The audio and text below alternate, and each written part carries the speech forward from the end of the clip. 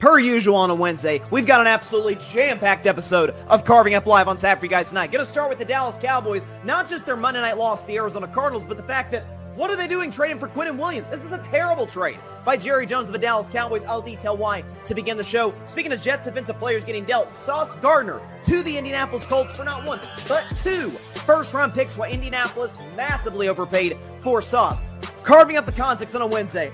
Boy, it's going to be a good one. Talking about Josh Heupel, the head coach of my beloved Tennessee Volunteers. I'm going to call out all of Vol Nation, or not all of it, but at least some who want Josh Heupel out of Knoxville. They're crazy. They're out of their mind. They're loony. Going to talk about that. Josh Tariff is going to be joining the show, Gryd Network contributor, to talk World Series, trade deadline, as well as the Ja Morant situation in Memphis. Bryson's MVP ladder, Bryson's best 10, my top 10 teams in the National Football League with a brand new number one this week. And at the end of today's show, predictions for Raiders and Broncos on Thursday Night Football. So as you can tell, Carving Up is absolutely loaded on a Wednesday. So let's drop the beat, baby. Here we go.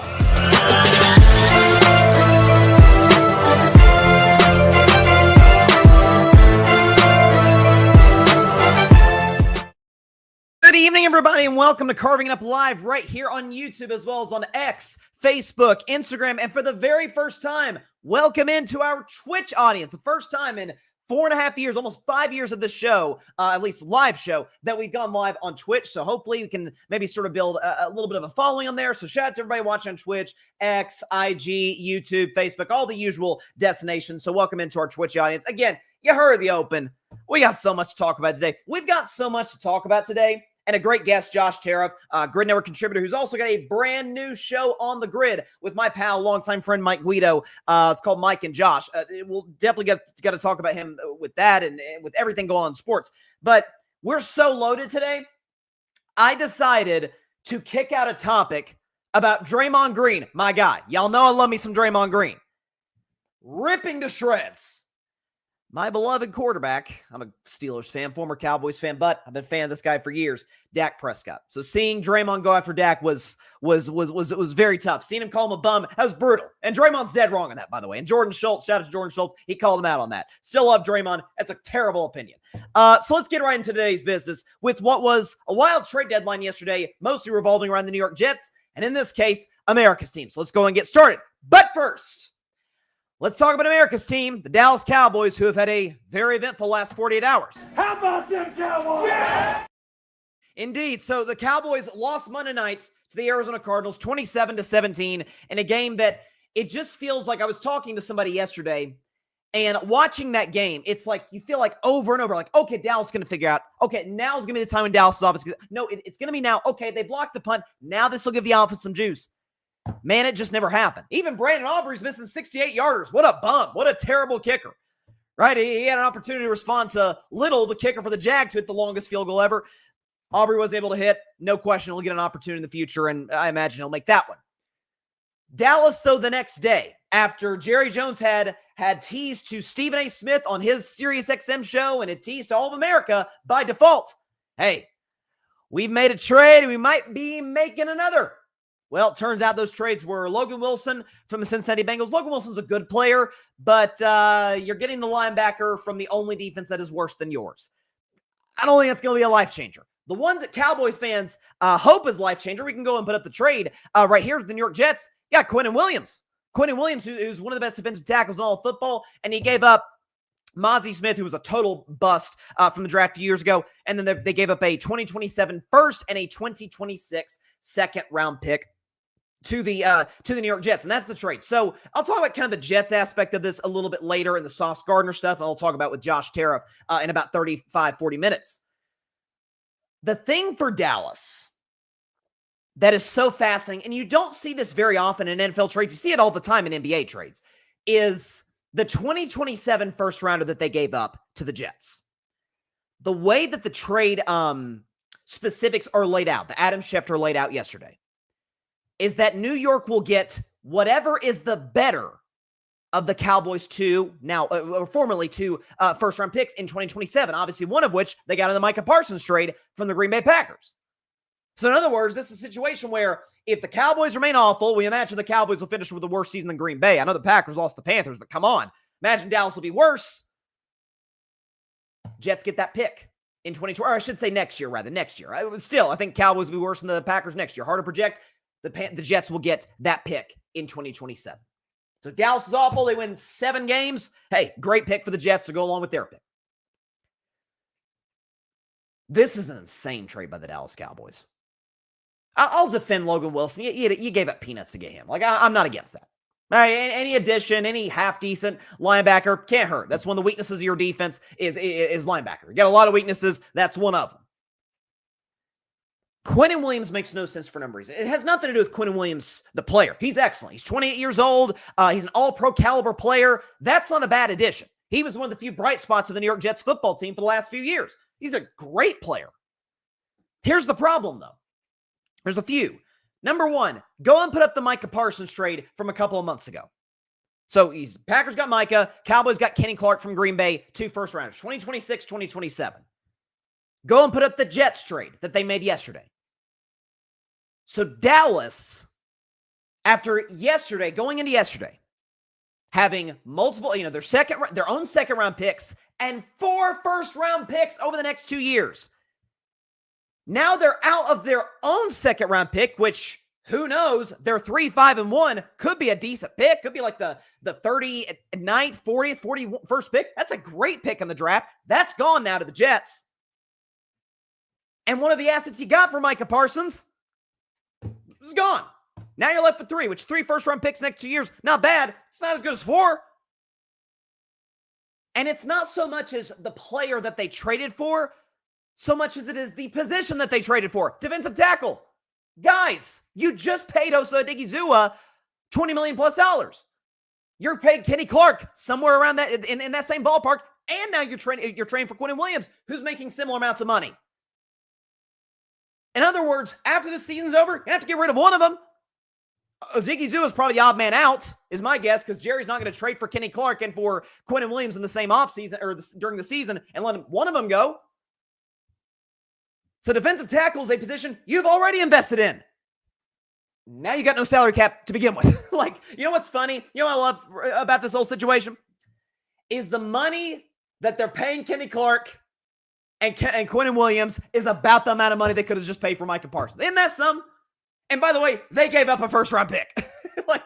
It makes no sense. But frankly, nothing Jerry does makes sense. And so that sort of ties into that Monday night loss to the Arizona Cardinals. Is that, listen, we know this defense is awful. This was the first game where the offense was as bad as the defense. They struggled last week against Denver, but they moved the football. They got in the red zone. They just couldn't finish drives. What I saw the other night against the Cardinals has been the weakness of the Cowboys offense all year long. Is the offensive line, which, for weeks I've talked about, they're bottom 5 in the NFL in terms of pass protection. That showed itself. All right, you got Walter Nolan stepping up and making plays, first game of his career. The Cowboys' offensive line got worked. It's been getting worked this season.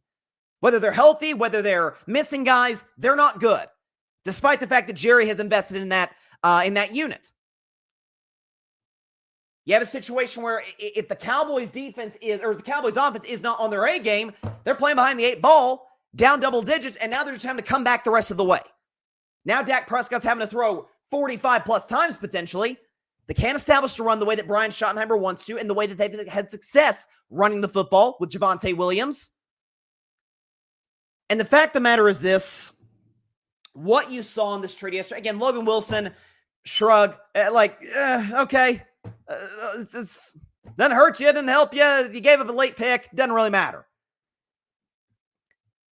Trading for Quinnen Williams when you were already paying a lot of money for that position for 2 guys. Now you're paying for 3 guys at that position. And by the way, do we think Quinnen Williams along with Logan Wilson are going to save Dallas the season this year? Do we think a Cowboys team that doesn't look anywhere close to Super Bowl contention over the next few seasons, that those picks would not matter tremendously for them? That cannot put them in position to, hey, maybe we can move off of some of these bad contracts or some of these lofty contracts. You get young guys in. That's how you build a Super Bowl contender. Unless you're the 2021 Rams, you just pay for everybody. But you put yourself in a spot where, okay, we bring in some rookies, bring in some young guys. Hopefully we can develop them. And now we got a core for the next half decade, hopefully. That's what Washington's have a down year this year, but Washington's done well in the draft. Detroit has crushed the draft. They can pay Jared Goff, and they can pay Amon-Ra St. Brown and Aiden Hutchinson and Penei Sewell. But because they aced the draft, because they brought in Jahmyr Gibbs, because they brought in some solid linebackers, done well in the back end of their defense as far as the safety position is concerned, now they're good. That's what elevates a good team into an excellent team, into a Super Bowl contender. And considering how many draft picks the Cowboys have bombed on over the next couple of the last few years, I've talked about that in this show. Look at the Cowboys 22, 23, 24, and 25 draft. They're not good. 2023 is, I guess, fine, or 22 is okay. 3, 4, and 5 are terrible. None of those guys have hit. And so I saw this yesterday. I'm thinking, what are they thinking? Like, if you're going to make a move for a big star, get a corner or something. I don't know. Get a add to your offensive line like the Chargers went and get Trevor Penning. Do something like that. And so I don't know what Jerry's trying to accomplish through this. It's not that Quinnen Williams is not an excellent player. He's fantastic. But now you just lost one of your assets you got for Micah. You lost another one of your assets that could be excellent because it's likely to be a high second-round pick next year, unless you turn your season around crazily. I don't think any of us think that's going to happen.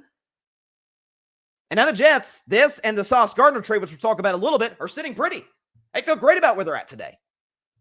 This trade made no sense by the Dallas Cowboys. I listen, few things Jerry Jones does make sense, but maybe, just maybe, it comes back. Jerry sort of alluded to this the other day where he's like, I'm more focused on my $100 million gas investment than I am fixing the Cowboys defense. Maybe this goes back to something, and we've saved it in the archives here and carving it up because I feel like it's going to be relevant as time goes on. Remember what Jerry Jones said during training camp when he's talking about, hey, when the Cowboys, what's his business model? The Cowboys aren't talked about. Got to talk about him. Even if there's nothing going on, got to talk about him. I do believe if we're not being looked at, then I'll do my part to get us looked at. The Cowboys are a soap opera 365. The training will begin When it gets momentarily. slow, I'll start it. Please take your seats. So it's wonderful to have the great athletes, have the great players. But there's something more there. There's sizzle, there's emotion. And if you will, there's controversy. That controversy is good stuff in terms of keeping and having people's attention. I mean, Jerry told you right there. Like, that's his business model. It's not about winning games. It's about staying in the news, staying relevant. Even if you're clearly not a Super Bowl contender, in all likelihood not going to be a playoff team in a stacked NFC, now you just put yourself in a spot where, best case, after the season, you're going to have to get rid of one of these defensive tackles that's making upwards of $20 million. Osa Odighizuwa, Kenny Clark, and now Quinnen Williams. By the way, isn't it funny? Again, the money Jerry could have spent on Micah Parsons is basically what he spent on Kenny Clark and on Quinnen Williams. And if you want to add Odighizuwa's contract, it's upwards of the money they would have paid for Micah Parsons, who's, one of the 5 best players at his position. Maybe one of the 3 best. So I think Dallas is out of their minds for making this move. A team that I don't think is as crazy as the Cowboys is as like, what the heck were they thinking? I wouldn't go so far as to say there because they did address a position of need and it brings a potential Super Bowl contender. You imagine it made them better.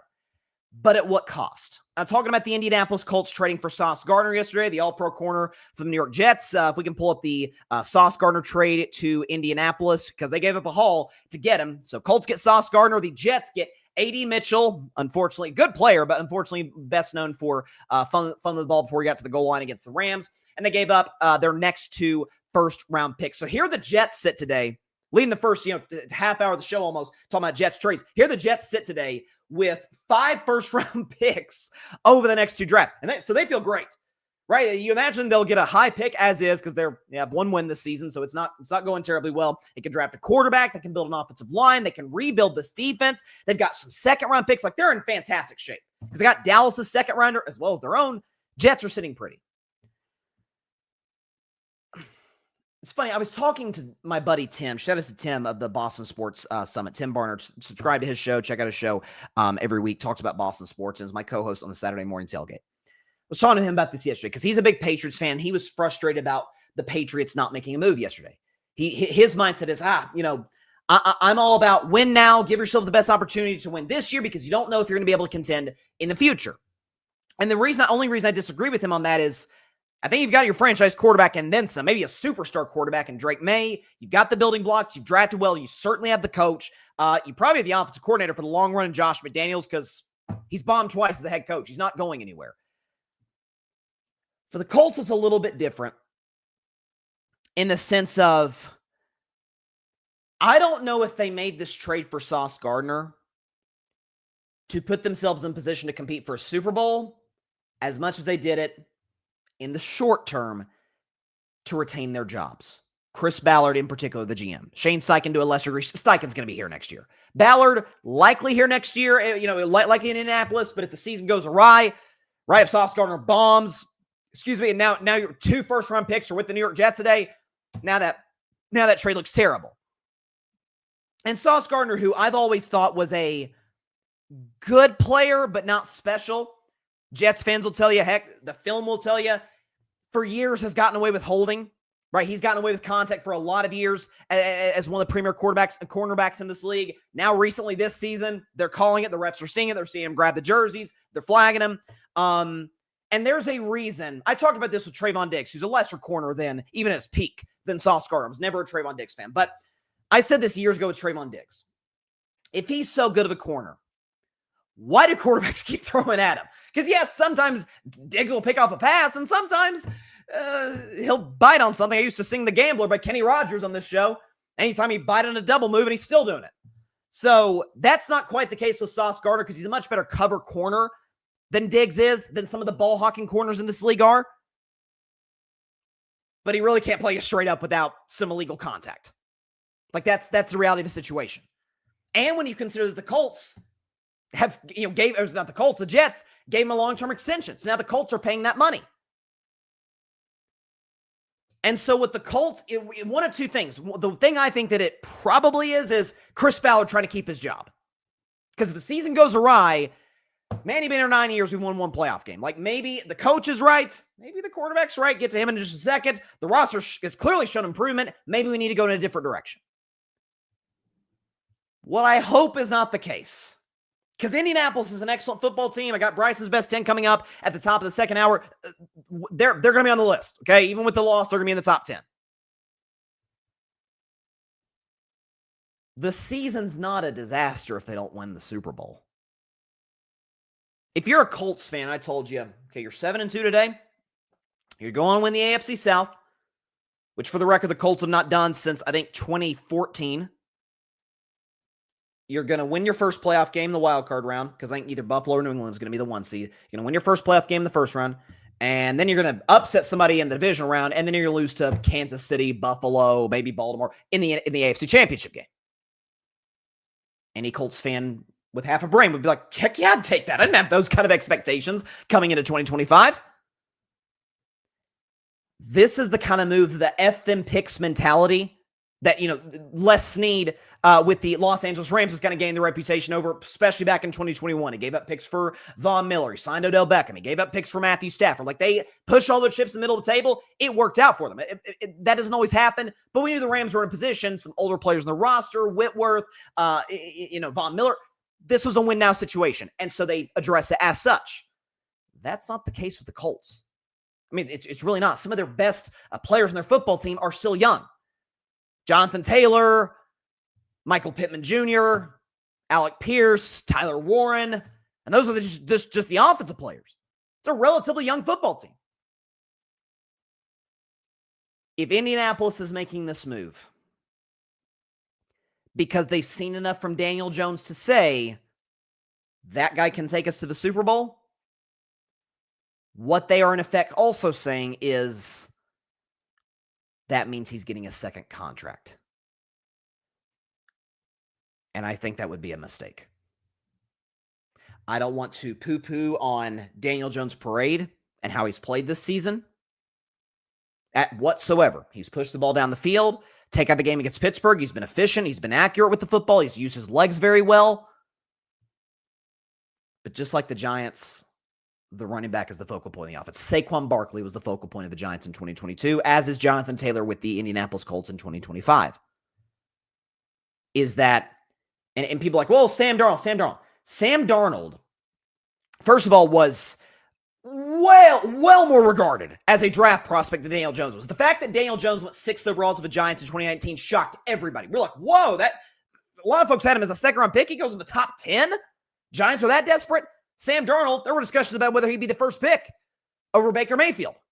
Goes to overall, the Jets. We know about the Jets. Can't develop a quarterback to save their lives, as evidenced by Geno Smith and Sam Darnold and others.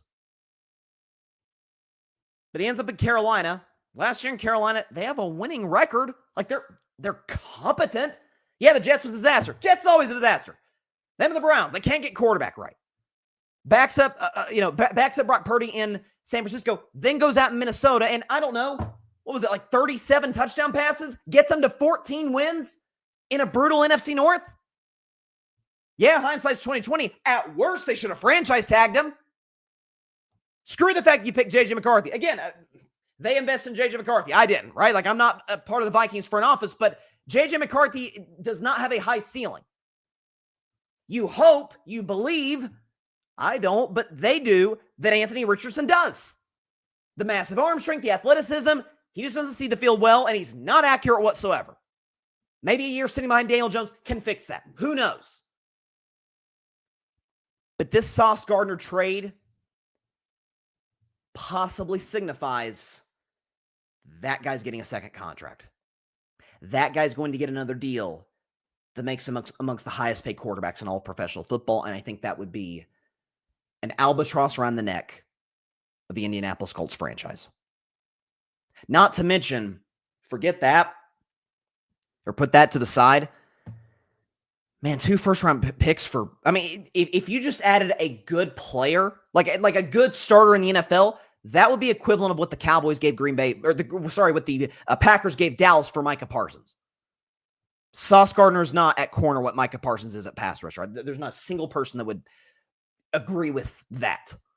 So I think the Jets crushed at the deadline. I think Indianapolis really put themselves behind the 8 ball in a major, major way. They're showing more. They've seen 9 games from Daniel Jones. It's like, bam, we're going to trade for an all-pro corner, give up future draft capital because this guy can take us not just to this year's Super Bowl, but maybe 2 future Super Bowls, or at least have us in contention. I don't know. 9 good starts is not enough for me to make that claim, especially when just, I don't know, a year ago at this time, this guy was getting, benched for Tommy DeVito, for Drew Lock, or the last year or the year before that. I don't know. I don't like this trade at all for Indianapolis, at all. And as for the Jets, listen, my skepticism still reigns for them because they are, of course, the New York Jets. If this was Howie Roseman and the Eagles, then, oh my gosh, just slate them to win the next 7 Super Bowls. But 5 first-round picks over the next 2 years is something. Dallas' second-round pick, which we imagine is going to be a pretty good one, right? Either high 30s, low 40s. It's going to be a good pick. And they can potentially, I was talking to somebody yesterday, I was talking to a Titans fan. Obviously, I live in Tennessee. And, yeah, obviously he's struggled throughout this season. It's not been good. And he was kind of saying, hey, I'm glad the Jets made these trades. Because his mindset was, hopefully we've got our quarterback, Cam Ward. We're going to try and find a new coach this offseason. But if the Titans get the first pick, they don't need a quarterback. They're going to use that leverage to talk to other teams to get draft capital, like the New York Jets. So the Titans are also kind of a component in this. But if you're a Jets fan, it's like, hey, let's just tank the year, which it seems like they're kind of doing to a certain degree. Get the number 1 overall pick. Then we don't have to worry about giving up what we have to Tennessee or do a New Orleans Saints, which New Orleans wouldn't give you that pick because New Orleans needs a quarterback. But yeah, it's really interesting. And then quickly too, and then we'll go to break because I've got a steaming version of carving up the context. I said on Monday that it would be a version of the Vol View. I decided, the Vol View tends to be a very optimistic, uplifting segment. Generally speaking, I'm not going to tarnish the Vol View with what I'm going to say over the next 15 minutes on this show on fans calling for Josh Heupel's firing. So I'll talk about that in just a few. Before we go to break, I just wanted to say, because I didn't mention about the Arizona situation. So again, Arizona meeting Dallas 27-17. Kyler Murray was announced today. They put him on IR. And this came after, by the way, the Cardinals and Jonathan Gannon announcing that Jacoby Brissett was going to be their starter next week. And they're averaging more points with Jacoby Brissett, more yards with Jacoby Brissett. And man, this feels like kind of a harsh breakup. Because I'm not in no way saying, because I'm not in that situation. I surely don't know what Kyler Murray's body is feeling like right now with the injury he's dealing with. But it feels like if it was this bad, we probably would have known sooner. And we know Jacoby Brissett is not the future in Arizona. They're probably going to be a team that's going to be looking for a quarterback in 2026. Feels like they're probably going to move on from Kyler. Because it's like, gosh, this backup journeyman came in, and he's got a nice rapport with Marvin Harrison Jr., who had a career high in catches, and he got that in the first half against Dallas. We've got an awesome tight end in Trey McBride. We can run the football even with some of our backups. Jonathan Gannon, I think, has shown himself to be a solid head coach. We struggled to finish games. Some of that's been on the quarterback. We have totally invested in the defensive side of the football, and it's paid off. Will Johnson and Walter Nolan, Calais Campbell's not going to be there for the long run, but they've got some dudes on that defense. They've got some nice pieces that they can play with and put themselves in position to be a playoff team in the future. Can Kyler get us there? Because Kyler has an injury history. Kyler has a leadership concern. Obviously, there's the video game clause that got a lot of attention a few years ago when he signed his contract. By the way, there's only 2-3-ish years left on that deal. Somebody will take that. Somebody who doesn't draft a quarterback next year or doesn't think they'll get a pick good enough to trade for a quarterback or draft a quarterback next year will trade for Kyler. I pray to the high heavens that it's not my Steelers. Oh, that would be a disaster. But listen, this feels like a little bit of a breakup with Arizona and with Kyler Murray. It's like, okay, we're 7 years in, still health concerns, still leadership concerns. Now your backup's coming in and playing far better than you were. Our offense is clicking.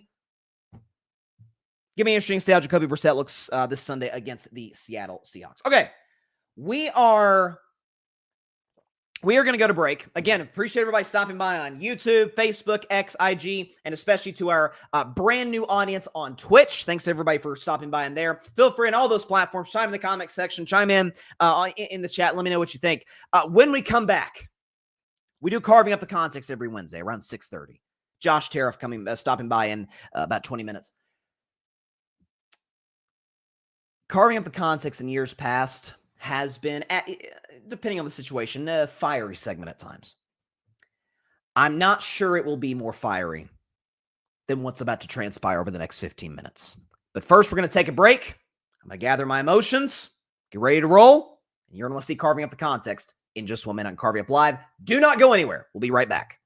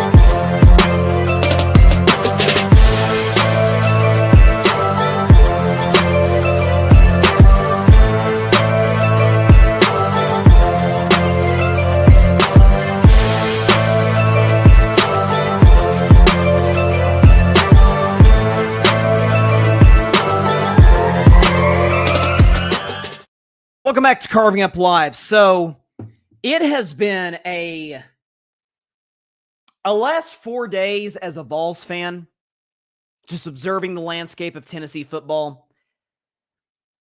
Maybe I should have expected it based on the game played out against Oklahoma, but I still am just not only shocked, but absolutely outraged that we are where we're at with some members, not all, certainly not all, but some members, the louder members of Vol Nation. What am I talking about? Well, you're going to see. So, let's get into Carving Up the Context. As the head coach of the Colorado Buffaloes, primetime Deion Sanders says, "Give me my theme music."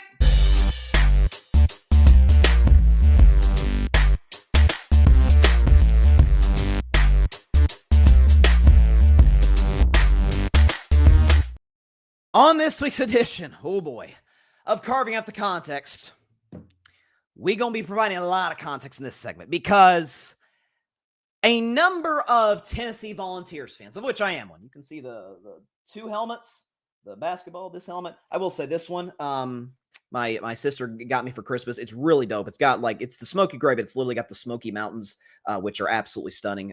Very proud of getting to live near those. But I'm a diehard Tennessee fan. And some of you out there watching and listening, I'm sure are too. And for those of you that over the last few days have been saying, you know what the problem is with Tennessee's football program? It's the coach. It's Josh Heupel, whose resume we will touch on in this segment. He's the issue. This comes, by the way, for those that maybe didn't see it, after Tennessee lost Saturday night to the Oklahoma Sooners in what I called last week on the Vol View, it was a de facto playoff game. Winner kept their playoff hopes alive, loser was pretty much done. Unfortunately, my Vols are pretty much done in the playoff contending race this year. 33-27 was the final. I was at that game. It was tough to see. Joey Aguilar had multiple turnovers. It was not good. But Vols fans are calling for Josh Heupel. This, in a lesser degree, parallels when many Vols fans called for the head of the best and probably second best coach in the history of the Tennessee Volunteers football program. I'm talking about the great Philip Fulmer. Can we show Philip Fulmer's resume? Because it's pretty fantastic, as you might imagine. He won 74% of his games, which in the last half century is number one. He was 72% against the SEC. He was 44-37 against top 25 teams, which is phenomenal. 9 10-win seasons, 6 top 10 finishes. He's a two-time SEC champion. And of course, he won led Tennessee to the very first BCS national championship in 1998. Philip Fulmer, by the way, let me check my notes here, is a college football Hall of Famer. So safe to say, one of the greatest coaches in the history of this incredible sport. And certainly along with the late, great General Robert Neyland, the namesake of the stadium, and my beloved Orange Tabby. We call him Neyland, not General, because if we called him General, that would inflate his ego further than it's already been inflated. But Tennessee, going into 2008, they were like, hey, I know we literally just made the SEC championship game, lost that game to LSU, but you know what? We demand more. We have not seen enough from Philip Fulmer. And so, as you might imagine, when Tennessee gets off to a 3-6 start in the regular season, call for his head. We are done with this guy. Even though we've signed him to a contract extension, we are done with one of the two greatest coaches in the history of our football program. He's fired at season's end. Replacing him is a name that I'm sure if you're all college football fans, very familiar with. Lane Kiffin, who's had his pretty crazy journey throughout all of football. Starts with the Raiders, then goes to Tennessee. Talk about that in a second. Goes to USC right after Tennessee. Goes to Alabama to be the OC. Goes to FAU. Now he's at Ole Miss, crushing it. Vols fans want Lane Kiffin, who even now, and certainly in his younger days, could be a bit flaky. Can we show Lane Kiffin's brief resume at Tennessee? Because he was only there for 2009. 7-6, 4-4 record in the SEC, 1-3 against top 25 teams. Obviously, 0 10-win finishes, top 10-win season, top 10 finishes, and of course, no SEC or national titles. But he left after 1 year at Tennessee to go to USC. And so Vols fans like, gosh darn it, man, he's gone. We hate Lane Kiffin. See 2021 when Ole Miss visited Tennessee, it got pretty ugly. So who comes and replaces him? None other than the head coach at Louisiana Tech, Derek Dooley. We're about to get into the dark days of Tennessee football. Can we show Derek Dooley's atrocious resume at Tennessee? Horrible. 6 games under 500.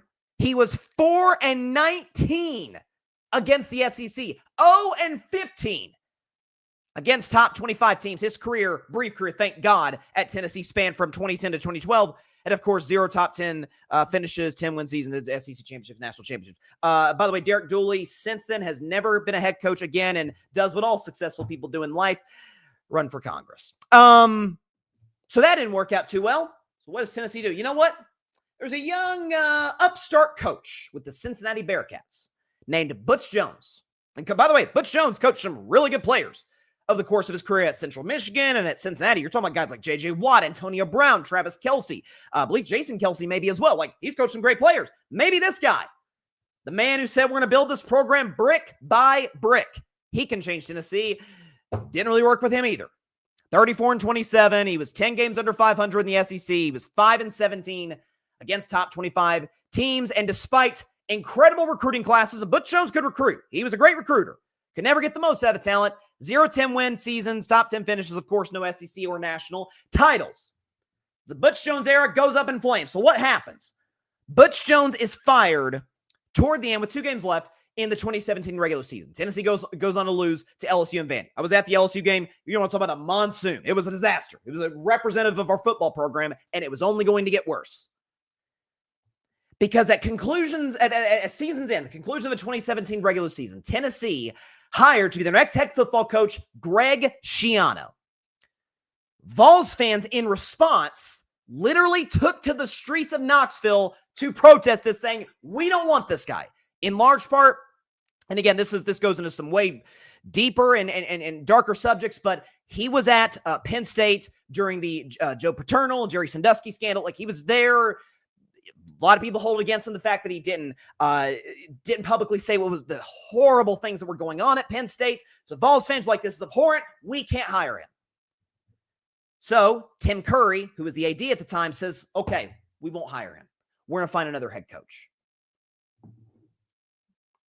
Did you know that it took Tennessee until nearly Christmas time? Season ended in late November, Saturday after Thanksgiving. It took them till almost Christmas time, almost a month, to find their next head coach. They tried to go out and get John Gruden. He declined. He went to the Raiders. They tried to get Mike Gundy. Nope, I want to stay at Oklahoma State. They tried a bunch of guys. And eventually they decide to settle, and they did settle, with the defensive coordinator at their most hated rival, the University of Alabama, Jeremy Pruitt. It's not actually his middle name. It's just something he said all the time, and it was quite annoying.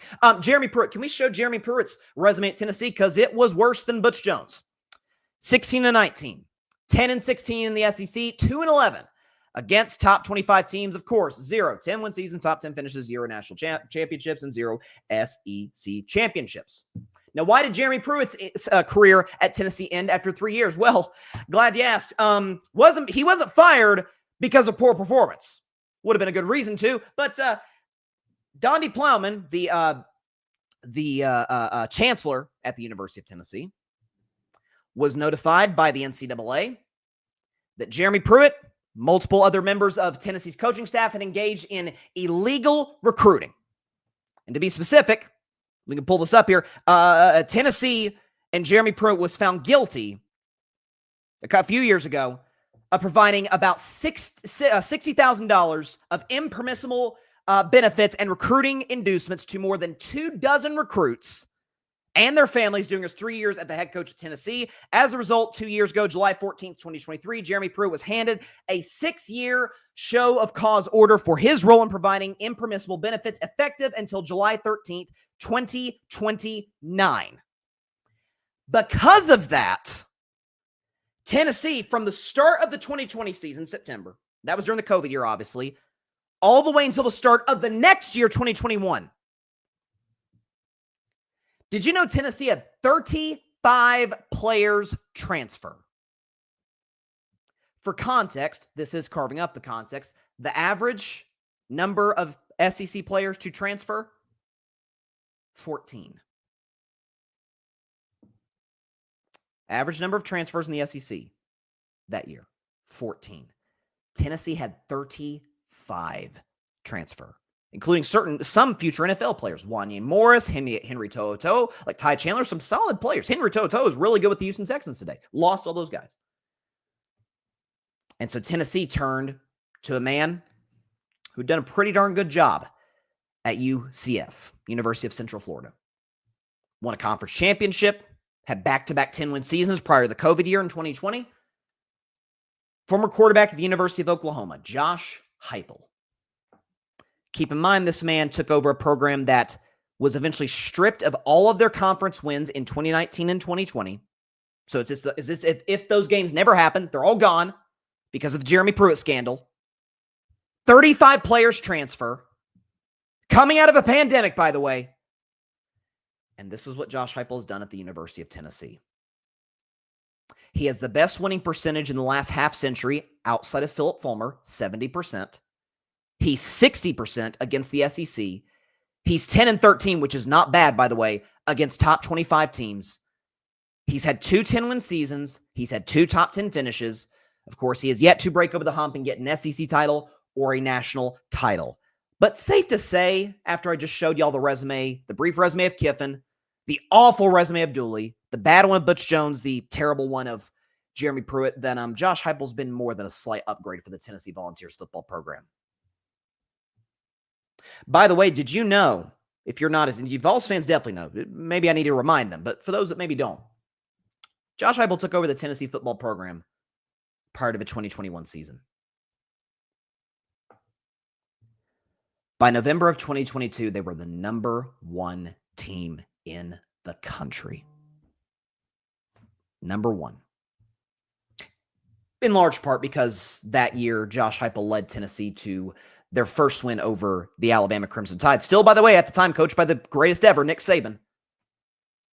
Led Tennessee to a win over Alabama, October 15th, 2022. I'll never forget it as long as I live. Broke a 15-year losing streak against the Crimson Tide. Do you know this year, after coming off of a college football playoff appearance, sue them. They lost to let me check my notes here, the eventual national champion Ohio State Buckeyes in Columbus. My bad, if you're Josh Heupel. Vols came into this football season in a 16-team SEC, projected to finish anywhere between 10th, 11th, maybe even 12th, among one of the worst teams in the conference. This in large part because they have lost their top 2 corners for the year, for most of the year anyway, Ricky Gibson III and Jermon McCoy. This is also because the fact that Boo Carter, who's a good player, talented player, but literally was briefly asked to leave the football team for undisclosed reasons. And most notably, as all the college football world knows, because of the transfer of the quarterback who helped get them to the college football playoff, a 5-star recruit in some recruiting websites, the number 1 quarterback recruit in the country at the time, over Arch Manning. Nico Iamaleava, who, because he didn't get a raise from Tennessee, took his talents to UCLA. All of that chaos. Bringing in a quarterback in Joey Aguilar, by the way, who not only has had a turnover problem, and that's, by the way, remained the same at Tennessee, but wasn't even with Tennessee in the spring. And coming into this past Saturday, November 1st, the Vols had a chance, controlled their own destiny, to get back to the college football playoff. They still might have a 10-win season. If they win out from here, and that's, who knows, they might be able to do that. And he's the problem. A season that was supposed to be a rebuilding year for Tennessee. The coach is the problem. By the way, I'm by no means on this show saying that Josh Heupel's clock management is perfect. I've gone on him for that. That Josh Heupel's hiring of offensive coordinators post Alex Golish has been perfect. I'm not a particular fan of Joey Hasley, but we're kind of nitpicking at this point because he can find new assistants. The defense has been decimated by injuries. Your quarterback transferred at the last minute. A guy who was supposed to be one of the best players in your team, Boo Carter, was sent home for a while by the football team. And you sit here today, you are one of the 25 best teams in America, according to the College Football Playoff Committee. You were a field goal away from beating Georgia and ending a 9-game losing streak. And after, can we put up those resumes again? After these resumes, you want this guy gone?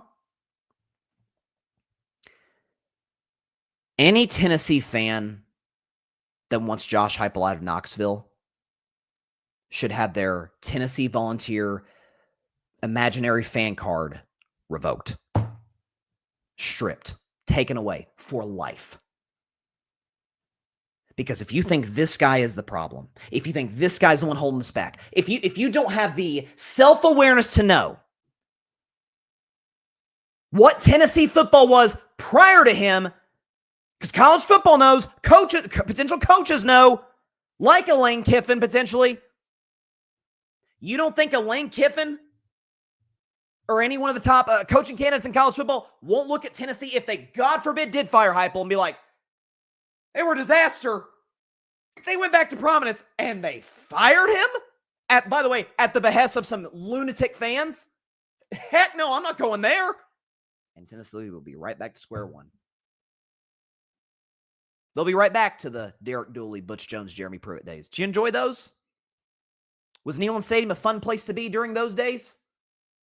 Sitting in the midst of monsoons against LSU in November of 2017 with a team that ended up finishing winless in the SEC? And that coach's successor had wins vacated from 2019 and 2020 because of recruiting violations? And the guy that is basically the savior of your program, you want him gone. Do you have any idea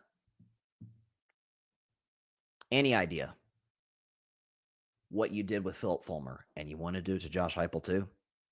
So in this week's edition of Carving Up the Context, Vols fans that are doing this are out of their effing minds. And should have their Tennessee fan card pulled for life if you think this guy is the problem. All the chaos that has surrounded Tennessee before he got there, during this past offseason, totally out of his control. Not to mention the guys they lost to the NFL, like James Pierce, Dylan Sampson, and others. Get out of here calling yourself a Tennessee fan. You're no Tennessee fan. You're an over-emotional lunatic if you think this guy's the problem in Knoxville. That is it for this week's edition of Carving Up the Context. Gonna take a break and bring Josh Tariff on the show, and hopefully I can cool down by then.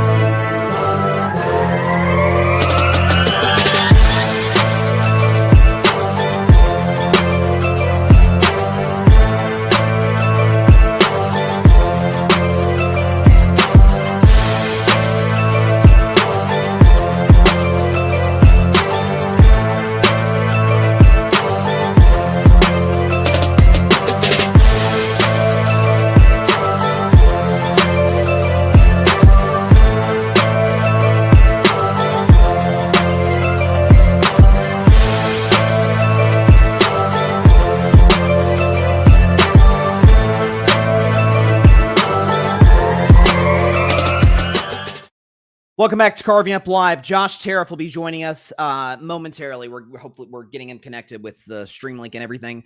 Yeah, I mean, it's just,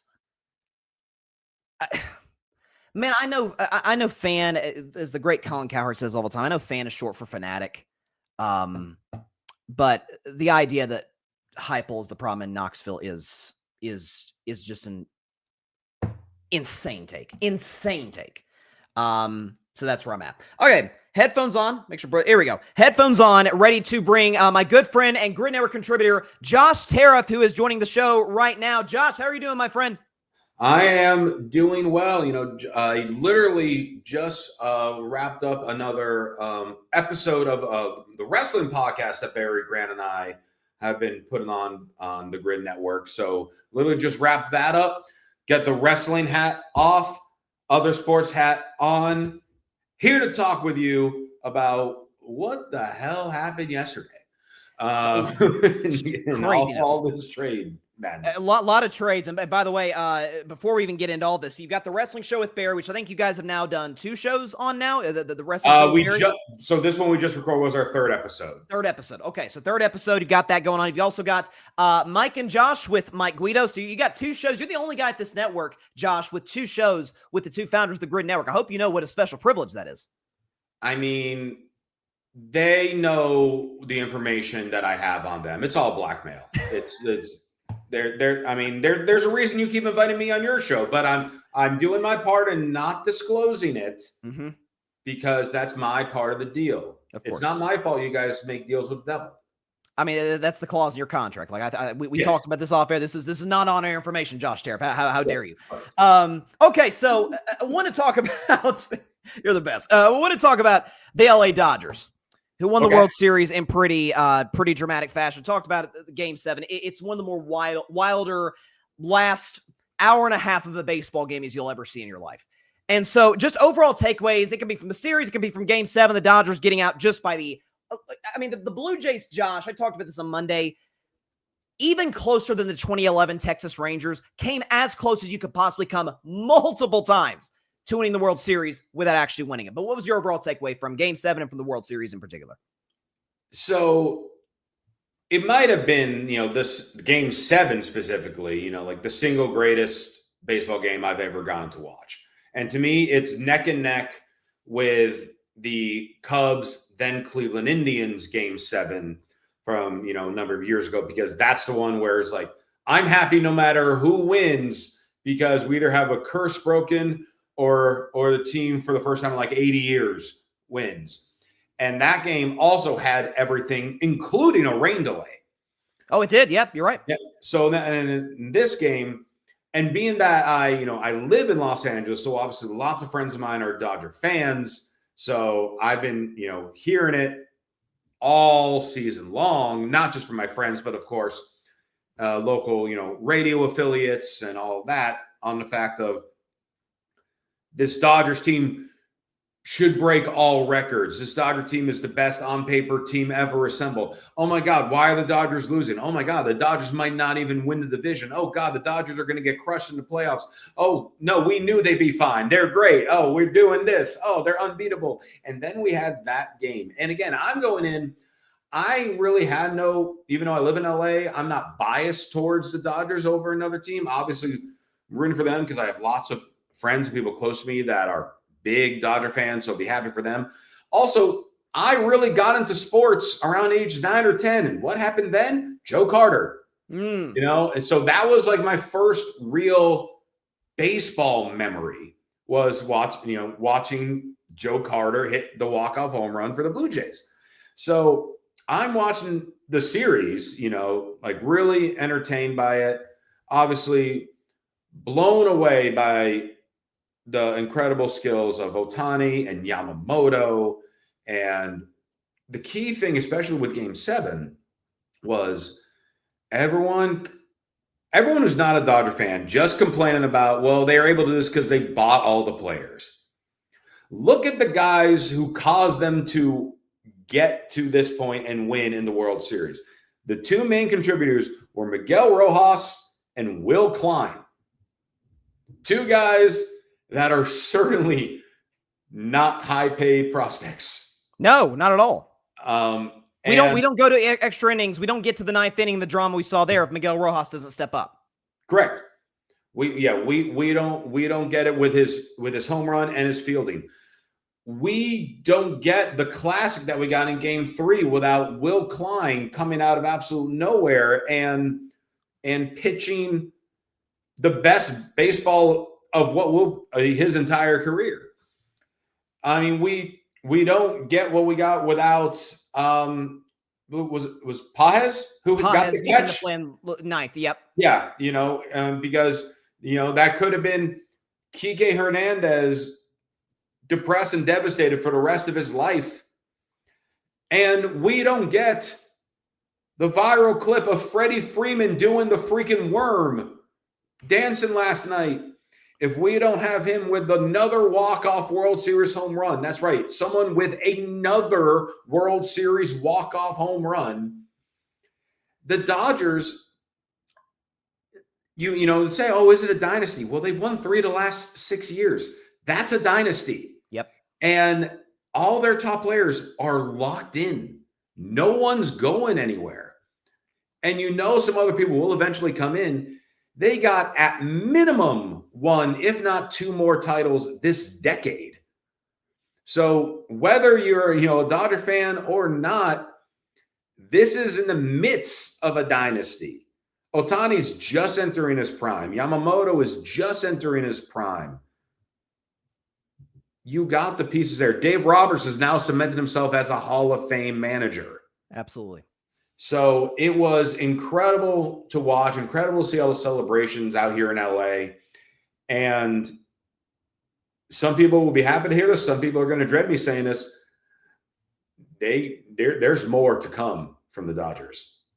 It certainly feels that way. And it's sort of to add to your point, I talked about this on Monday too, when people are like, oh, they just bought their way to a title. First of all, nobody would be talking about the Dodgers' obscene payroll if the Blue Jays had been able to finish the job. And the Blue Jays aren't, anywhere near that. Not to mention the fact that, the Mets, 2 of the last 3 years, and shout out to our guys, Barry and Alfred, who are diehard Mets fans, but $300 million plus payroll 2 of the last 3 years, they missed the postseason. They couldn't even get in over the small market Cincinnati Reds. My Red Sox are salary dumping Rafi Devers to the San Francisco Giants because we got a cheap ownership. Like, don't get mad at the Dodgers, their ownership, manager, general manager, for doing their jobs. And so, and by the way, I got to admit, I find them in many ways to be a pretty likable group. Like, Mookie Betts and Freddie and Yamamoto and Ohtani, and Dave Roberts, obviously, I'll always love as a Red Sox fan. Okay, let's shift to the NFL now. Crazy trade deadline that we saw yesterday, mostly involving the New York Jets, who are just set for the future if they can hit on these 5 first-round picks in the next 2 drafts. The second trade they made was Quinnen Williams to the Dallas Cowboys, which I said at the top of the show, and we can go and pull up the what the trade looked like. Go and put it up here. Jets get Mozzie Smith, a first-round pick from 27 and a second-rounder from 26. The Cowboys obviously get Quinnen Williams. I got to admit, Josh, I don't think this trade makes any sense at all, in large part because now they've got 3 defensive tackles they're paying upwards of $20 million to: Osa Odigizua, Quinnen Williams, and Kenny Clark. Do you understand why the Cowboys made this trade, or you're kind of where I'm at with this? If only they had pass rushing to start the season and have a top tier defender, they probably wouldn't be in such a mess. Oh wait, they did have arguably the best one. Here's the kicker though. Dallas wouldn't be much different than they are now, whether they had Micah Parsons or not. Because the rest of the defense is just that bad. And along with this trade, his name's escaping me, the Bengal that got traded to Dallas. Logan Wilson. Logan Wilson, thank you. You bring Quinnen Williams, who is on the worst team in the NFL. Good player, but he's currently on the worst team in the NFL with one of the worst defenses in the NFL. You bring him in, and then you bring Logan Wilson in, who is on the only defense worse than yours in the NFL. And you bring him in, and like you said, you're adding these contracts. Quinnen Williams, he is locked in, I believe, until 28. I have his contract in front of me here. 2027. And the next 2 years, $20 million next year and $25 million in 2027. This year, it's like a bargain. He was only, down there for about, it's now half the season. So it was roughly 14, 15 million from this season. So you're bringing these guys in. Maybe it gets you one more win. And do you want that right now? Because then that will lower your draft stock. So what is the point of making these moves? You have to come to the conclusion that the way this team is currently built on the defensive side, because offensively, they're doing far better than what people expected.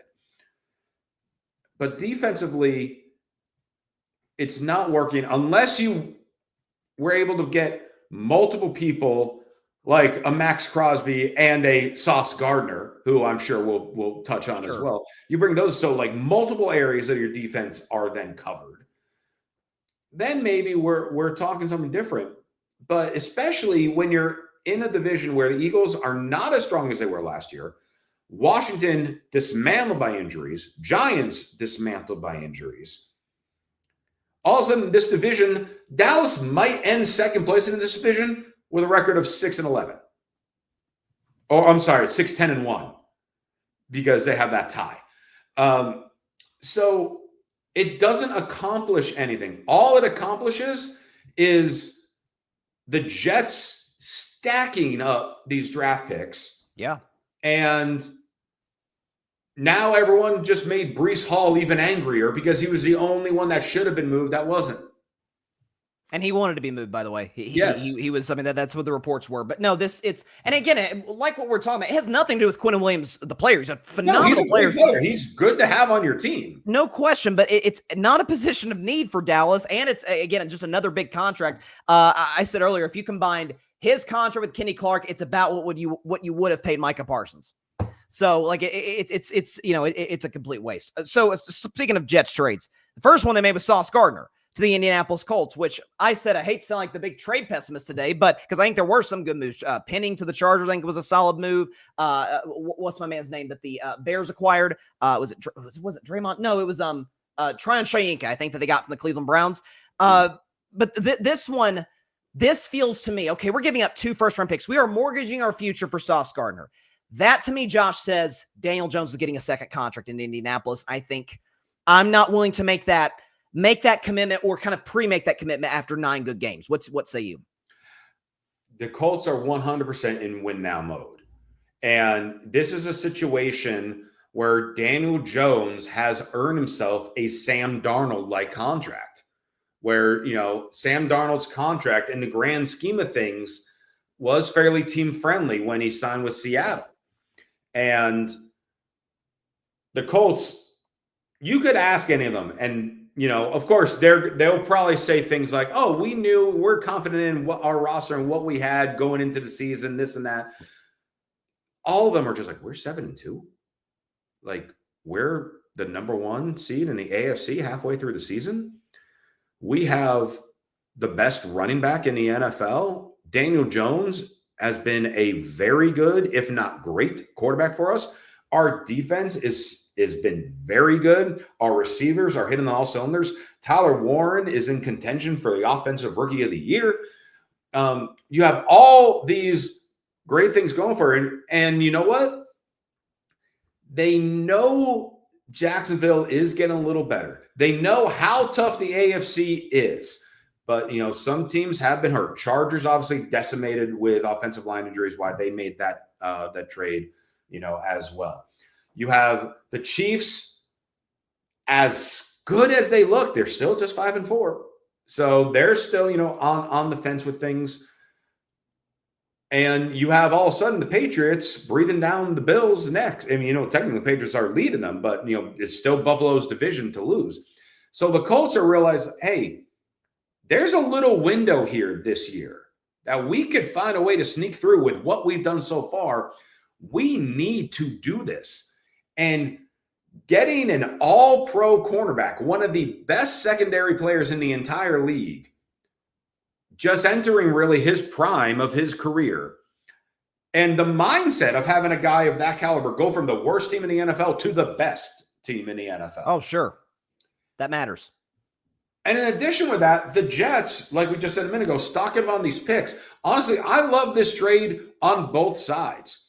I think this is definitely Colts are win now. We got to keep going. We got to keep our foot down on the gas pedal. And adding Sauce Gardner is huge for that. And he is locked in.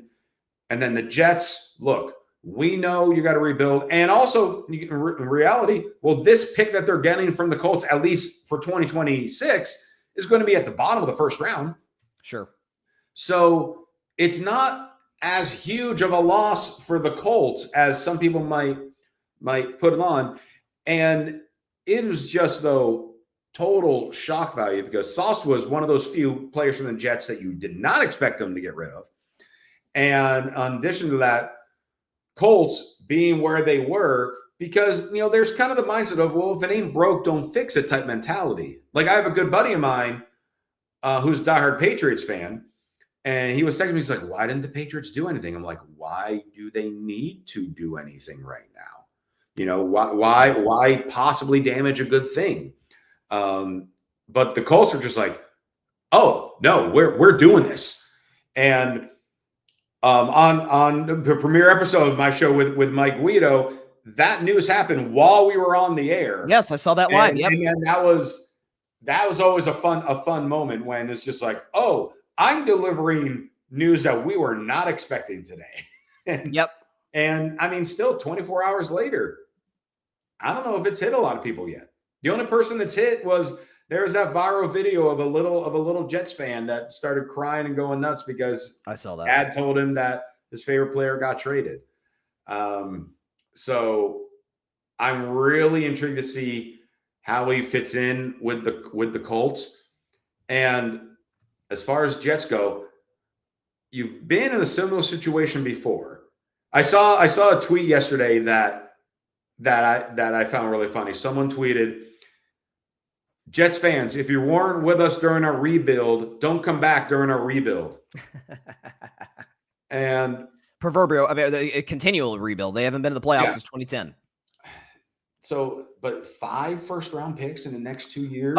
By the way, not even just 5 first-round picks, but they've got Dallas' second-rounder, which will be in the low 40s. So, like, that's like Indianapolis's pick, then the Jets pick to start the second round, and then you get Dallas' pick. Like, these picks are really close together, particularly in next year's draft, and then we'll see in 2027. So, it's just a matter of whether the Jets can hit on these, because I've been a defender and a believer of Aaron Glenn, and obviously hasn't been the start to his career that he would have wanted it to be for the Jets. But this could be a win-win situation. I just don't know if I would make that kind of gamble if I were the Colts in Daniel Jones, because that's essentially what any team that believes they can contend is doing, is our quarterback can get us there, because we know that's the most important position in sports. Yeah, the big thing with that is everyone was also questioning that, again, with Seattle signing Sam Darnold. It's like, do you want to take the risk on that? And then they drafted a quarterback. So they're like, all right, well, here's our safety net just in case it doesn't pan out, even though we gave him the money. And obviously, look what Seattle's doing. Look what Sam Darnold's doing. So he's it worked for them. Culture thinking maybe it'll work for us too.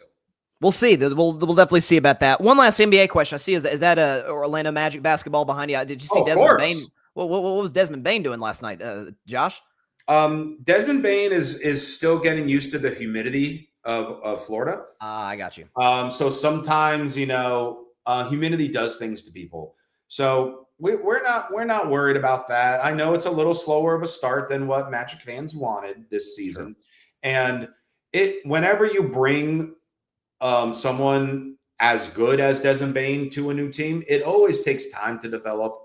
I'm not the type of person who's pushing a panic button anytime soon. If all of a sudden we get to the end of the calendar year, Christmas time, New Year's, and he's still only putting like 8 to 10 points per game, then I might start getting a little concerned. But right now, it's okay. We're still figuring out the gelling as a team. And he's just got to get used to the humidity. And the lines were long at Disney earlier in the day. And, he's just a little pent up. Listen, I lived in Florida and worked at Disney for the first 4 months of the year, and it is the humidity is different. Yes. There's no question. The Florida humidity is different. But an NBA question, though, actually has to do with Desmond Bane's former teammate, Ja Morant. So we're going to play both sound bites from Ja. This is when he was talking about, basically this was after the Friday night game against the Lakers this past week, saying that he was frustrated with the coaching, and we can go and play that bite. What went wrong for you today? Go ask the coaching staff. Do you feel like, there was anything you could do differently, I guess? You ask them. They had a whole spiel in here, so. From the outside, and the outside may be wrong, but from the outside, it didn't look like you had your usual energy tonight. Go ask the coaching staff why. Channeling his inner beast mode impression. I'm just here so I won't get fined. So he was going after the coaching staff. He ended up getting suspended for a game. Monday night after the Grizzlies lost to Detroit, he talked to the media again, and this one was, took a much more, I guess, kind of depressing turn. Take a listen. Feel like you get the same joy right now that we used to see from you? No. Why not? What can be done to get it back? We'll see. That feels like he's probably gone soon, Josh. I agree, and it's a long time coming at this point. And because it's been the type of situation with Ja in Memphis over his time there where so much hype when he came in, and he started exceeding the expectations when he began in the league. And it was just like, oh, maybe he was the better of the two between him and Zion. And obviously there's all the issues with Zion. That's a whole different topic for a whole different day. And then all of a sudden, Ja, he started working a little bit on a jump shot. It's like, okay, well, if he can start developing this and become a total complete player, awesome. Then he gets hurt. Then the team does better when he gets hurt. And I don't care where you are in the depth chart of your roster. If all of a sudden your team is clicking more when you're out of the game, that hits you in a way. Then you also, of course, have all the off-the-court issues that happen. And he's reprimanded, talked with the commissioner, then does the same thing again, and rinse, repeat. And now it's showing like he hasn't learned and he hasn't matured to the point where someone who's been in the league 6 or 7 years should have matured at this point. He is treating those questions like Shedeur Sanders did, how we talked about Shedeur a few weeks ago. And as dumb and immature as Shedeur answered those questions, well, he is a rookie, so he is kind of having to learn. And Ja Morant isn't a rookie anymore. Ja Morant is someone that the team should be looking into, and they're not. This is Jaren Jackson's team now. No question. And he hasn't accepted that. And it's best for Memphis as an organization. It's best for Ja as an individual for them to part ways. Then the question, of course, comes, well, what would make sense for where would he go and what could they even get in return? Because, again, skill-wise, he could be a top 15 player in the league. He could be a top 10 player in the league. He's that gifted. Yeah. He has the skills. If he stays healthy, he's got those skills. Two teams come to my mind with it, and these two teams, one, because he would get the opportunity to try to lead and try to be, the dominant figure for those organizations. Also, because even though as small of a market as Memphis is for NBA standards, you might even need to go to an even quieter place and try to develop the maturity aspect, because you throw him on the Knicks. I'm just using it as a random example. You throw him on New York, you throw him on Brooklyn, who obviously doesn't have anybody, but you put him in that media circus, that ain't going to help. That'd be a disaster. It would be a complete disaster. He has to go to either Utah or Sacramento. And Utah, he would be the guy, especially now with Walker Kessler going down for the rest of the season. We already knew Utah wasn't going to go far. Sacramento, would they be willing to trade DeRozan or something like that? But the key thing is Memphis would want draft picks. Utah's got plenty of them. Sacramento's got some of them. And give him some type of fresh look with either of those rosters and let Memphis move on and let Jaren Jackson try to lead this team. I don't disagree with you at all in Utah. The problem I see with Sacramento is assuming they wouldn't trade Sabonis, which I imagine they would never give up. He'd be the one untouchable piece there. The one untouchable piece. And even if they give up a DeRozan, and so they've got Ja, Levine, and Domantas Sabonis, it's Sabonis' team.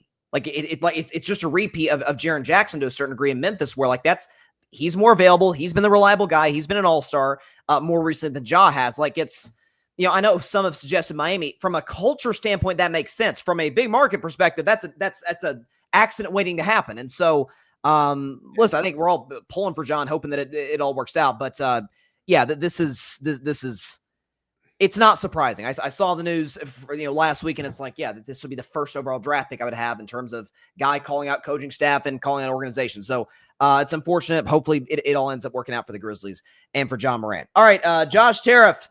Mike and Josh, you got that? Is there a name to the wrestling podcast? You just free? On this episode we just filmed, we jokingly said, "Welcome to the wrestling podcast that doesn't have a name yet." Show. So I told him we should just name it that. Let us know on social media in the comments. We have no idea what to name the wrestling show, and there are so many other wrestling podcasts that obviously so many names are taken. We don't want silly wrestling puns. And we already know that we are the best wrestling podcast out there because we're part of the Gryd Network, so which makes us the best. Hence why Carving It Up with Bryson Carver is the second best weekly show behind Mike and Josh. I'll take it. I'll take the compliment. Well, again, because I have the blackmail. I got that stuff on you. That's right. That's right. You can't overtake me. I better get Josh out of here. As soon as But I yeah, can, let guys. us know if you have any ideas. Do you have any ideas on what we should name the wrestling podcast? I got to admit, here's the thing. I don't follow professional wrestling, so I know no puns whatsoever. What I would tell you is this. The no pun is probably better. It might be better. The wrestling show that has no name, it's unique. It's original. I can assure you that does not exist, Josh Tariff. That's something. And Barry's the type of guy that would probably co-sign it. Like I've known the man long enough. Like he would not be against it. So I don't know. It's just an idea. Josh Tariff, great stuff as always. Love having me on the show anytime we can. And hey, keep crushing Mike and Josh. And as of now, the wrestling podcast that has no name. Great stuff, Josh. Thanks so much, man. Josh Tariff carving it up. Great stuff as always. Yeah, he's definitely right about the Utah situation. That could work. Because the fact now, the only situation there is Lauri Markkanen's there, but I think the Jazz, they tried to move Lauri Markkanen to the Warriors back a couple of off seasons ago. The Warriors weren't willing to move off of Brandon Pajemski, which, I mean, looking back, I tend to agree with. And then it looks like they signed a contract to where they couldn't trade him at any point last season. If at the trade deadline that guy's moved, I don't think anybody be shocked by it. He's not going to Memphis. There's no way that the Jazz would move him for Ja Morant. They want to get, the Jazz would not want to have to give up as much compensation as possible, because the fact of the matter is his trade value is going down by the day. Okay, before we get to Bryson's best 10, I got to, this is something I'm going to do every other week on the show. Did it a couple weeks back for the 6-year anniversary podcast. Let's go and do Bryson's MVP ladder. We won't do like a whole segment. I'll just go and put up the list. So here you go. So from 1 to 10, the list has changed quite a bit in the last 2 weeks. So I think Matthew Stafford's the MVP of the league right now. I put up this graphic on Monday, but let's go and show this again. So last 17 games, which last I checked, that's a full season, 17 games, including playoffs. These are Matt Stafford's numbers. The man is a 36-3 touchdown to INT ratio. That's insane.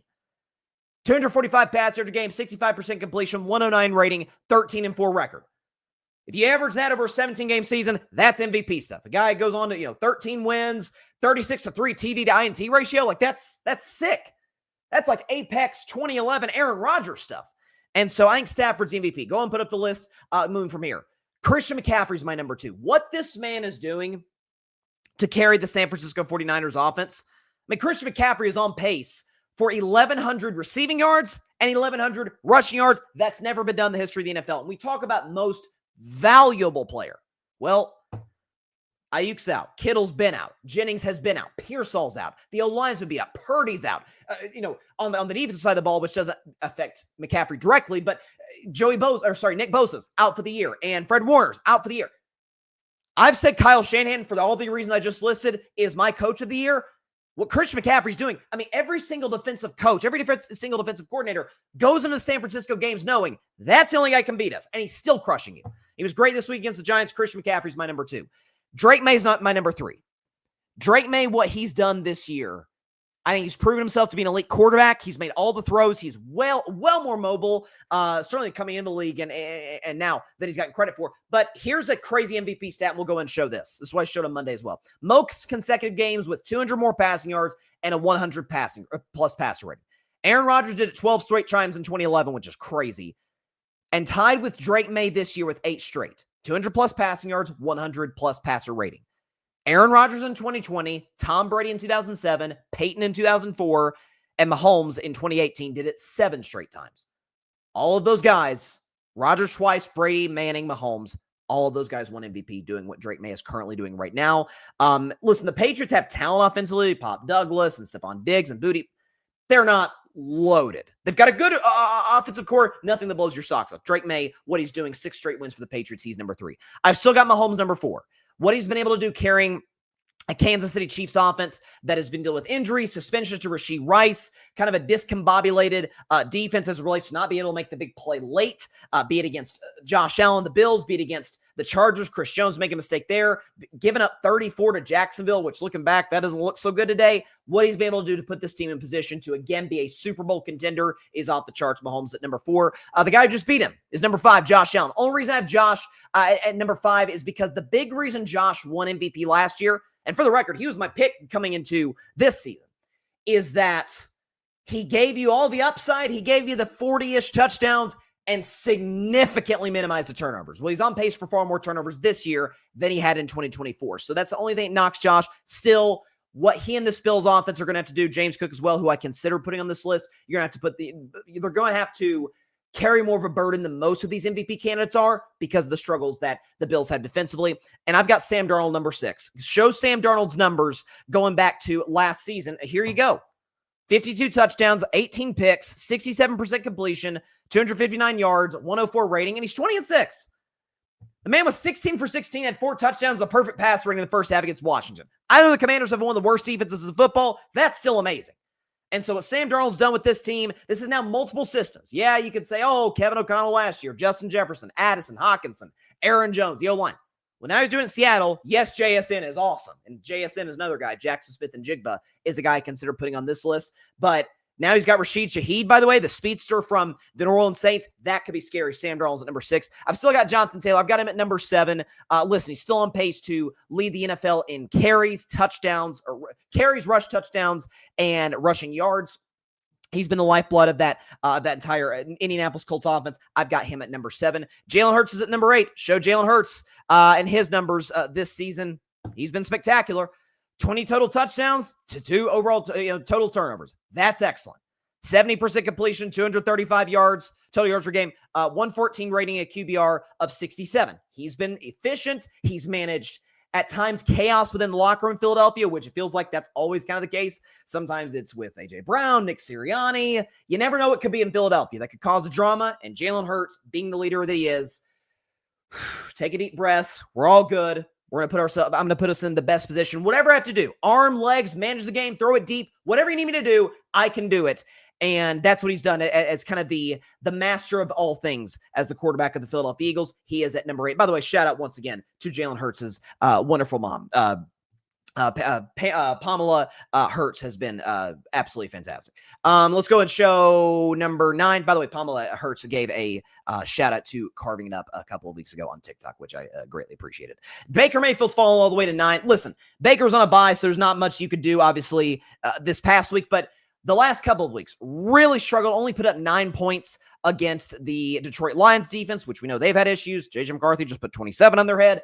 And then the week after against the New Orleans Saints, who are just in full-blown tank mode, the Bucs scored 23. 7 of those came on a pick 6 by a lineman. The Bucs only scored 16 points. Baker didn't have any touchdowns. He's fallen a little bit. And I still have Dak at number 10. Dak has fallen a lot because of the last 2 games. He threw 2 picks against Denver, threw 1 kind of desperation pick against the Cardinals, but I didn't think played that well. Wasn't awful, but didn't play that well against the a good Arizona defense. Dak's going to have to step it up. And let's be honest, Dallas's record is going to knock Dak. So that's what I've got Bryson's MVP ladder. All right. Bryson's best 10. It is a segment I do each and every Wednesday. Carving up the context in Bryson's best 10 are the Wednesday constants. So let's get right into it. Let's go and get the background music going for carving up the context. Here we go.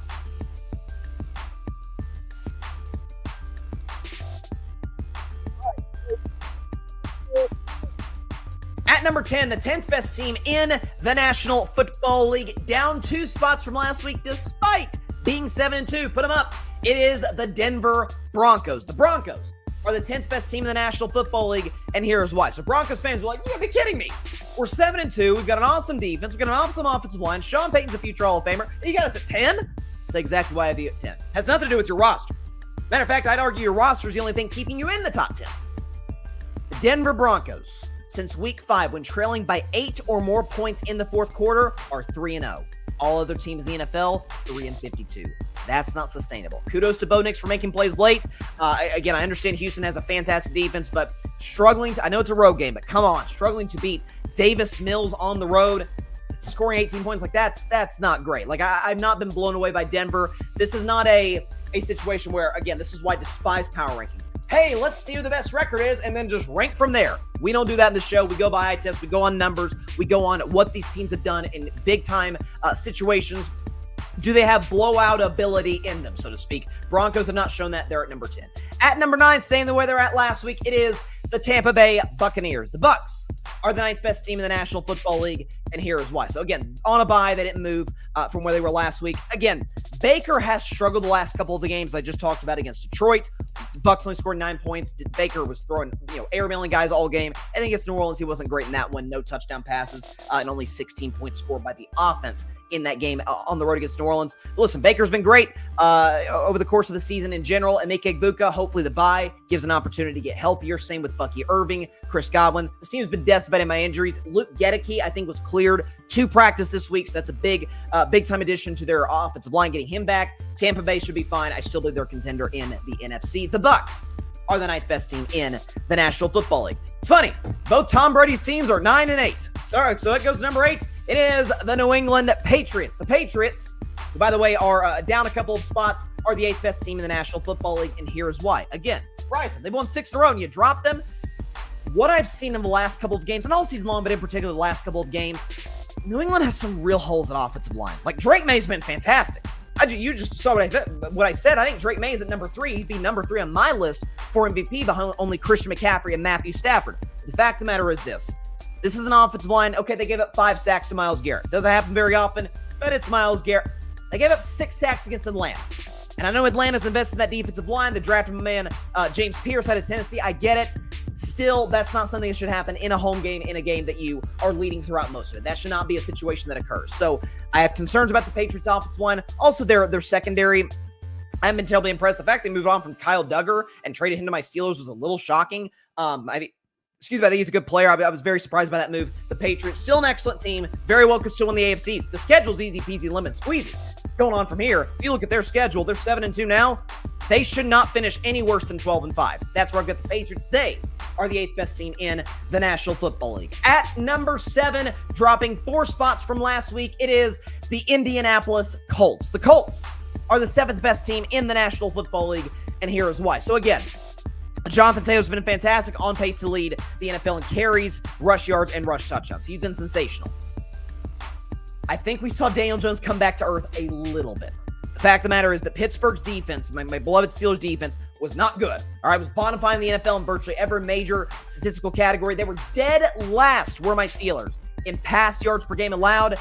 And Daniel Jones stepped up there and threw not 1, not 2, but 3 interceptions. The Colts in totality had 6 turnovers against my Steelers. Now, an optimist could say, hey, and they only lost by 7. Colts got a couple of garbage time scores in the final minutes. That game was controlled really from second quarter on completely by Pittsburgh at Acrisure Stadium. The addition of Sauce Gardner absolutely in the moment makes them better. I think Sauce Gardner's a little bit overrated. I would not consider him amongst one of the 3 best corners in the NFL. He's gotten away with holding calls in years past. Not so much this year. That could be a problem that Colts fans find themselves tangled up with. Indianapolis is still a good roster. Steichen's a Coach of the Year candidate. Taylor's an MVP candidate.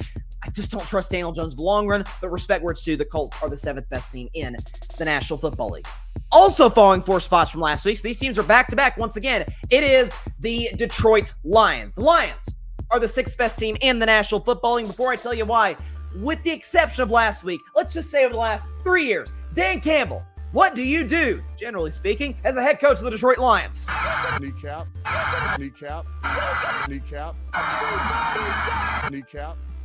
Kneecaps were bitten without question on, or at least some kneecaps, I guess, to a degree, were bitten on Sunday against Minnesota, at least on the opposite side of the ball in the passing game.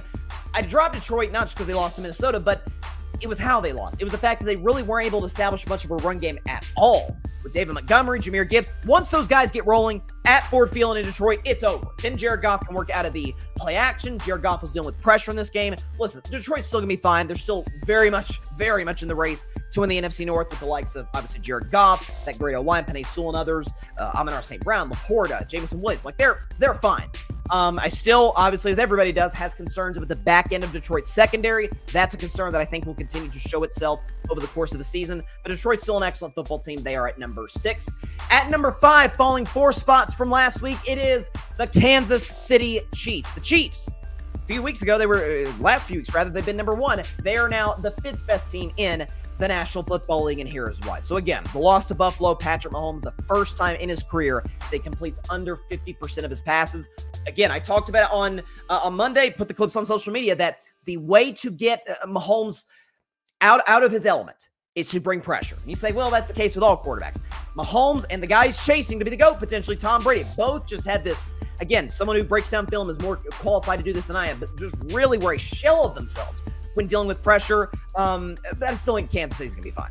If they can find a way to develop a running game, which if they couldn't do it against Buffalo, Buffalo does not have a good run defense, then that's going to be a concern for Kansas City moving forward. Still, receiving core stack, Rasheed Rice and Hollywood Brown and Xavier Worthy and what's my man's name? Juju Smith-Schuster and Travis Kelce. They're fine in that regard. The defense has to step up. Okay, and you look at situations like against the Chargers when they gave up 27. I know LA was healthier at that time, but Chris Jones giving up the play to Justin Herbert. You talk about giving up 34 to Jacksonville. That simply cannot happen. I guess 27 if you take out the pick six, but still that cannot happen against the Jags offense that at times can look at times incompetent. And then on Sunday against Buffalo, the fact that game was even close was kind of a miracle. That was just Mahomes and Andy Reid pulling some rabbits out of the hat from time to time. The Chiefs will still be fine in the long run. They are still, to me, my clear pick to win the AFC. They are the 5th best team in the National Football League, but the team that beat them, unranked the last few weeks, but they debut or come back on this list at number 4. It is the Buffalo Bills. The Bills are the 4th best team in the National Football League, and here's why. So we know Josh Allen is a superhero playing the quarterback position. That goes without saying. The arm, the legs. He broke the rushing touchdowns record for a quarterback at 79 rushing touchdowns. I believe that was the record they set it. He's in year 8. Like, we still got a ways to go. You imagine, knock on wood, hopefully, in Josh Allen's prime. James Cook is not getting enough recognition because of how great Jonathan Taylor and Christian McCaffrey have been. James Cook's 3rd in the NFL in rushing right now. This Bills offensive line, which was excellent last year, is even better this year. And for all of my concerns of Buffalo's defense, and particularly of their secondary, how can you protect, or how can you not get your secondary exposed? By getting a consistent pass rush. Well, the Bills did that against Patrick Mahomes on Sunday. All right, Joey Bosa and the kid Hoyt, who unfortunately went down for the year with an Achilles injury, which sucks. They really get pressure pretty consistently on Patrick Mahomes. That's something that the Buffalo Bills can continue to move forward with. They are the 4th best team in the National Football League. At number 3, up 7 spots, but I've been that impressed by this team. It is the Seattle Seahawks. The Seahawks are the 3rd best team in the National Football League, and here's why. So with Seattle, look, just put up the Sam Darnold numbers once again. He's been awesome. Since, or that says against the Commanders. That should say, since 2024. But Sam Darnold, 52 touchdowns, 18 picks, 67% completion, 255 yards a game, 104 rating, and he has a 20-6 record. In the first half against Washington, 16 for 16, 280-plus yards, 4 touchdowns, perfect pass rating. He's been sensational this year. He is absolutely, again, if the knock on Sam was, it's Kevin O'Connell and the receivers and the run game and the O-line, not knocking any of the talent that Seattle has, especially now that to go along with Jackson Smith and Jigba, now they got Rashid Shaheed, who I've always loved with the New Orleans Saints. As a speedster, that'll really help their offense. And Kenneth Walker running the football as well.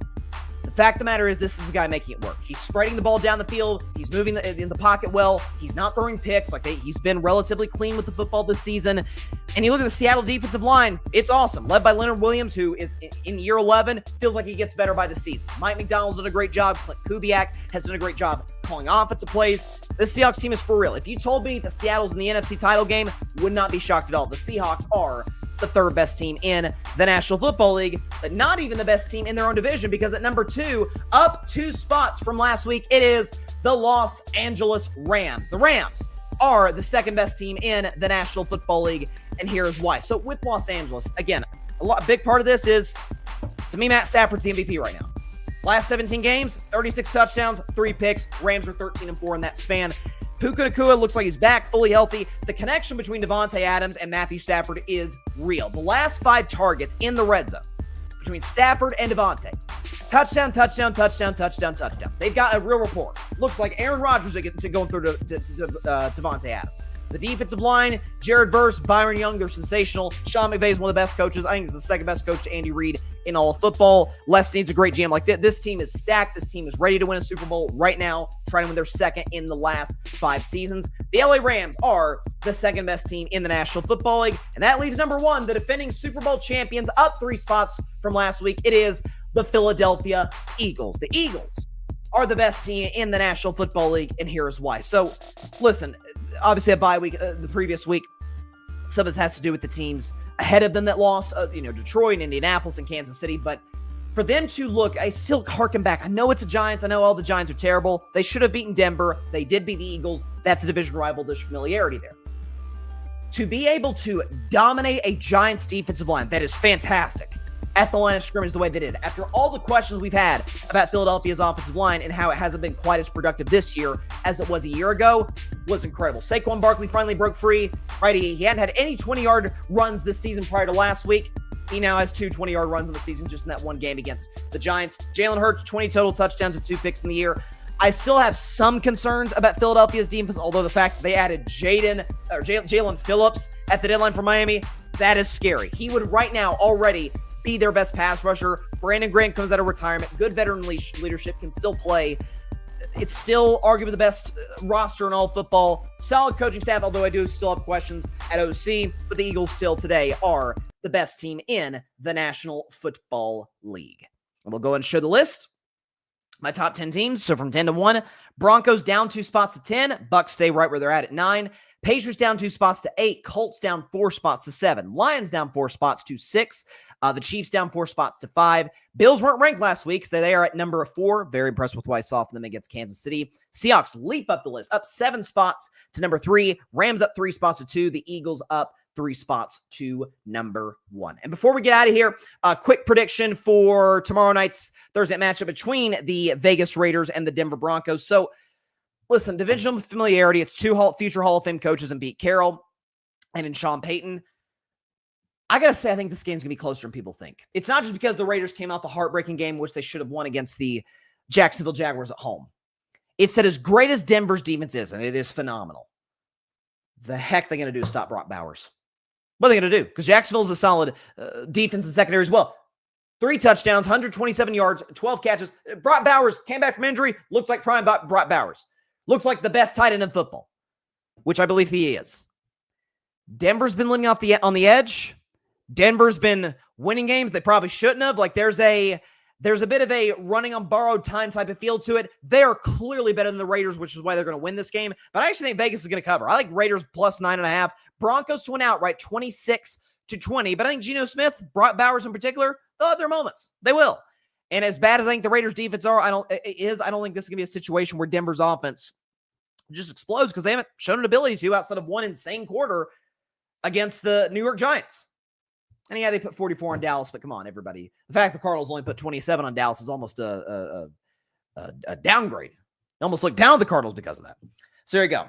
All right, that is all the time for today's show. Appreciate everybody stopping by as always. Real quick, I think my dad just texted me. Seattle 3, Bills 4. You've lost your mind. You know what, Dad? Chime in the comment section. Make your thoughts heard publicly. All right, because for those who don't know, before we get out of here, since my dad has the audacity to text me right in the middle of my show. As mad as I can get about my Steelers sometimes, really about Mike Tomlin sometimes, life's not bad as a Steelers fan. We're 5-3. It could be worse. I hate being mediocre, but it could be worse. Generally, my sister's kind of lived the life as being a Packers fan. She couldn't find her the last couple of days. I don't know where she's at after that loss to Carolina. But all things considered, we live the good life as NFL fans. But my poor dad, lifelong Cowboys fan, who pulls for the Tennessee Titans on the side. So naturally, he needs to find a winning team to root for. And the last few years, he's like, I'm a Josh Allen guy. It's like, okay, I respect that. All right, it's Josh Allen. I respect that. But I'm not kidding when I say he literally has a Josh. No, it's not a jersey. He's not going to pay $150 for that. And, jerseys are way too expensive. But he's literally got a Josh Allen t-shirt. This guy's a Cowboys fan. All right, the Cowboys beat the Bills back-to-back years in the 90s in the Super Bowl. He said, not cool. Don't say nothing about my Cowboys. Listen, they're not very good. They made a really dumb trade yesterday. The Logan Wilson trade, I don't hate. The Quinnen Williams trade. It has nothing to do with Quinnen Williams, by the way. He's great. It's what they gave up to get him. But, yeah, y'all know I love my dad to the boot and back, but he's got to find somebody to root for that has a chance to do something this year. And God knows it ain't going to be the Cowboys. It dang sure ain't going to be the Titans. Although, weirdly, it feels like the Titans will get it figured out. If they can get the right coach, it feels like Tennessee will get it figured out before Dallas. Because I believe in Cam Ward.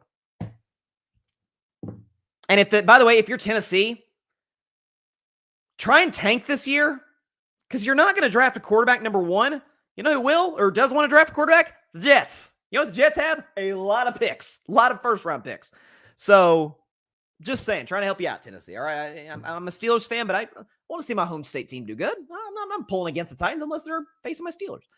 All right, that is all the time we have for today's show. Appreciate everybody stopping by. As always, be sure to catch Carving Up on Friday at 6 p.m. Eastern, 3 p.m. Pacific time, right here on YouTube, as well as on X, Facebook, Instagram. And again, once again, appreciate everybody on Twitch for tuning in. That's going to be one of our new streaming platforms going forward. Hopefully, at some point in the future, we'll be able to get the show on TikTok. That's going to take you guys, following the account, subscribe to the YouTube channel, engaging all my social media platforms, which you can find below, IGX, TikTok, both YouTube channels I stream on, Carving It Up with Bryson Carver, and the Gryd Network, which, by the way, go ahead and subscribe to the Gryd Network. That is GRYD, the Gryd Podcast Network, right here on YouTube, as well as any and everywhere that you get your favorite podcast. Before I go on air on Friday, on this show at 6 Eastern, 3 Pacific, I'll be on the airways, on the FCC airways, on the Bryson Carver Show via 89.5 The Edge, which you can listen to via the TuneIn app. For those that maybe won't be able to find it, no worries. I'll put the link on my IG stories a few minutes before I go on the air.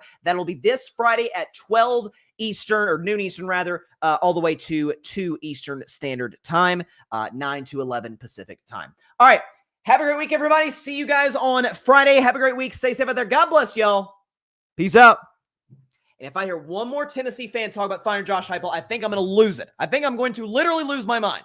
Thanks so much for watching the show on YouTube, and be sure to go click that big red subscribe button and check out the other clips and full shows from Carving It Up Live, as well as our other incredible content creators here on the Gryd Network.